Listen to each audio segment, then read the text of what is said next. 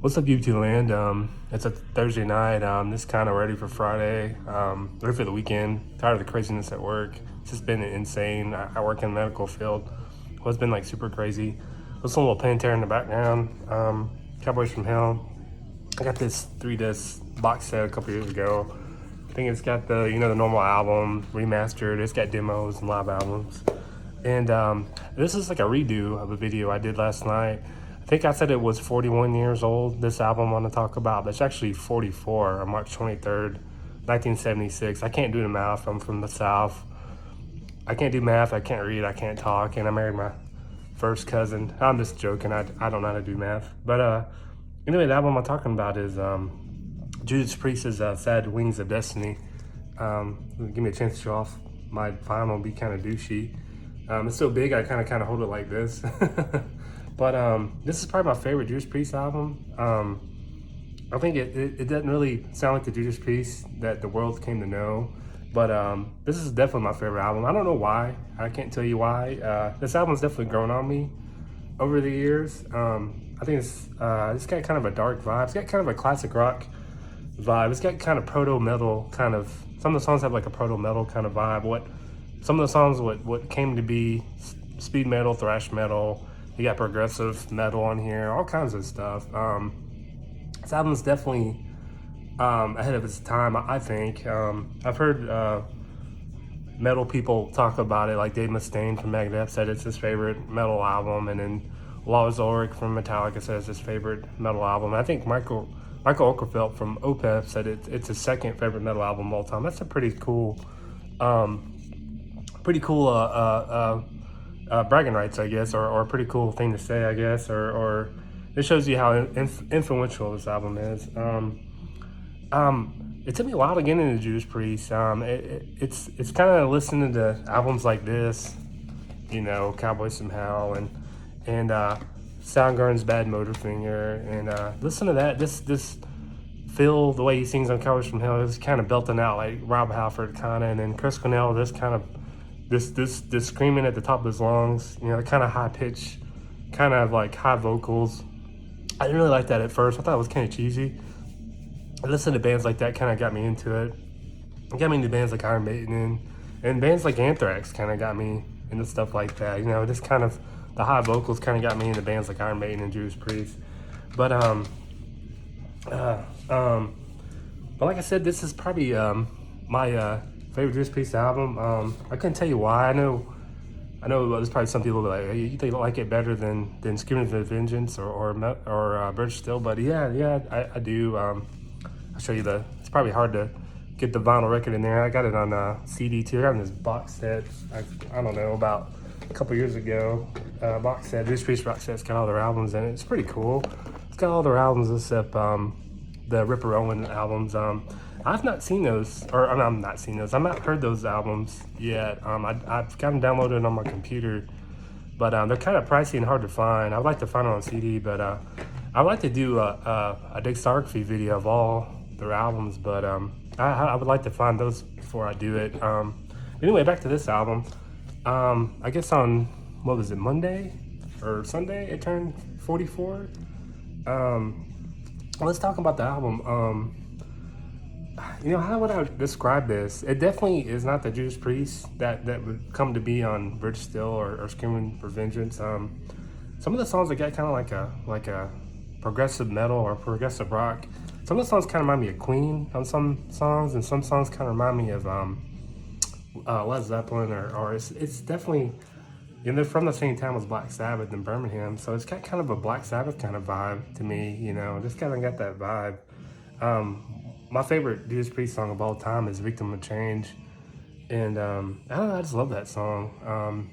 I think that's kind of a fan favorite too, but I think the rest of the songs, I don't know if they play live. I know if you have, at least in the East, I think they play a lot of songs off this album. Of course, you got Ripper, which is almost like a proto-thrash song about Jack the Ripper, which is really, really cool. Dreamer Deceiver, they might play that live still. Tyrant is kind of a power metal song, kind of. This whole album is just like, you can listen to it to start to finish. I just love the artwork. Isn't that cool?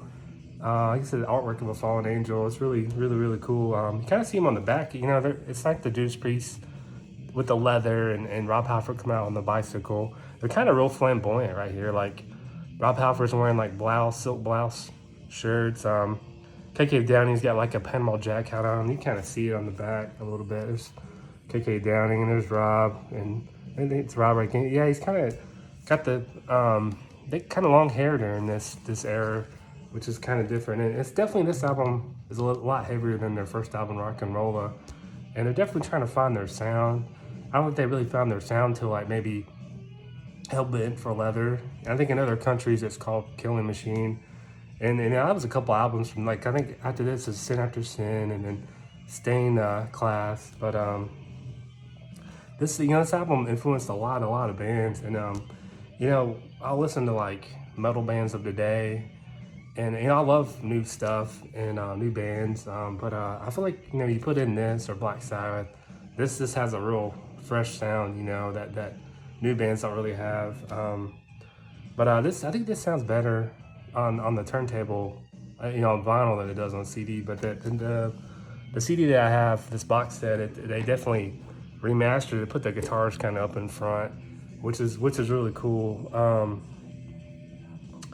Like I said, I still love, I think number second would be Screaming for Vengeance. I do like that after, but this is definitely number one.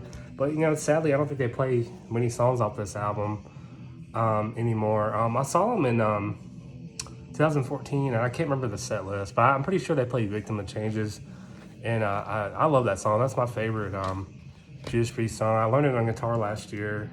I would love to post it on this channel, but I don't want people to make fun of my guitar skills. I probably would. But after Screaming of Vengeance, I would say Brave Bridge Still is my third favorite, but this is definitely my number one. It just really, really grew on me over time. I might have to listen to this on the way to work tomorrow. I haven't listened to it in a while. I listened to it maybe a year ago going to work. And this is a really classic album. Like I said, it sounds better on vinyl, just blasting on the turntable than I think it does on CD. But this even for its time, 44 years ago, it still sounds heavy today. Kind of like the first Sabbath album. It's kind of hard to imagine how heavy it is. And then it was probably heavy back then. I can't imagine, and this is real heavy for its day. But if you're a Priest fan or getting into metal, give this album a try if you have not heard it. It's pretty crazy to think it's 44 years old, and that's half a century. It's pretty wild, almost half a century.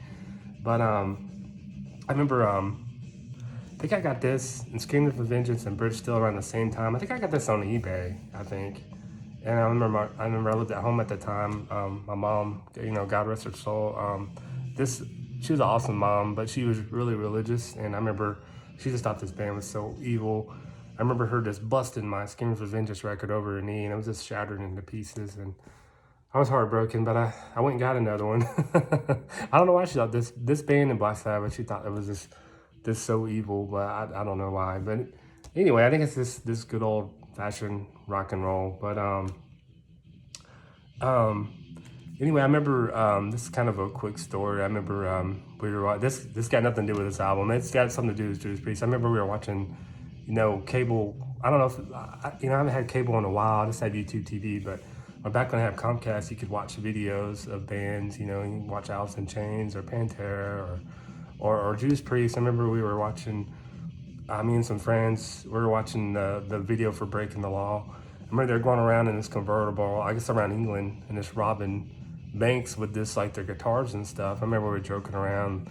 They went in with their guitars, and KK Downing and Glenn Tipton are just kind of acting like they're guns. We were just joking around, like, we had a couple beers in it, so we were joking around, like, everybody get down, we're rocking too hard, and we just laugh. We still laugh about that, but I always think about that when I talk about Judas Priest. And another story, I went and saw him in 2014, and Steel Panther actually opened up for him. That was like an amazing show.